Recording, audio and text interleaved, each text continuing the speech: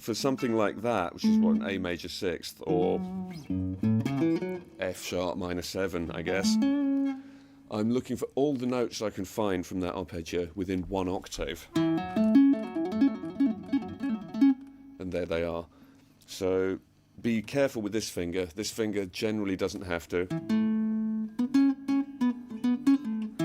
hammer on as much as the other fingers, so it might be a little weak. So you might want to work on that just to check that you're getting enough force with the index finger, and then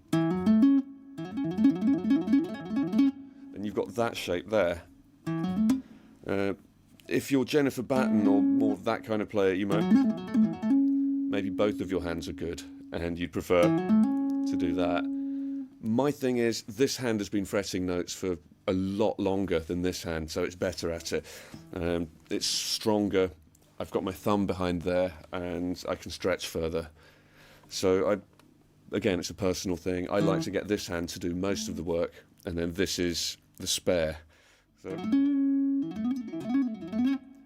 So let's say that's your arpeggio shape and you want to make it bigger. Now, because you've already used every note in the arpeggio once, you should be able to use exactly the same shape to play the same notes up an octave. So if you're starting here, you would move up to the G string, so you've skipped a string altogether, and up 2 frets. So at this point you want to check the join.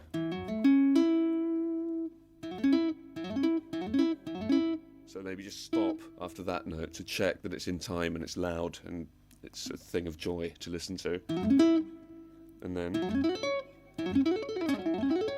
and you can take it further. You might move up onto the E string and do it another 3 frets up.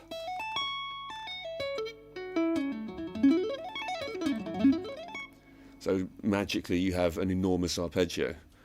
But actually it's just the same idea in 3 different places. And for certain things I do, like in those kind of licks there where you're using lots of fingers on this hand, it's harder to mute the strings the traditional way. So that's just backup. What happens in real life is I'm playing that song, I'm doing the normal rock stuff, and then it's time for... and sometimes I forget to slide this over, so it kind of works without the hairband. Mostly it's just for extra security. It's kind of a E-flat chord of love. That's the background, and essentially what I'm doing is these notes.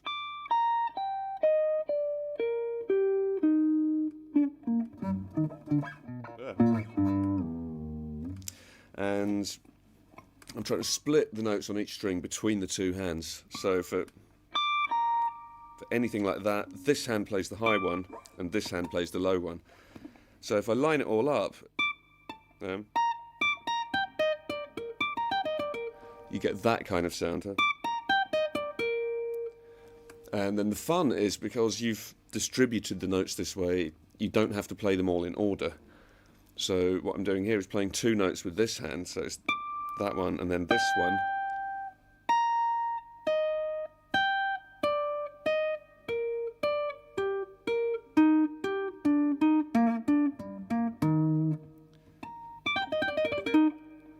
And then in those song 7s, I've just broken that up so that the pattern fits into a group of 7, a bar of 7/4.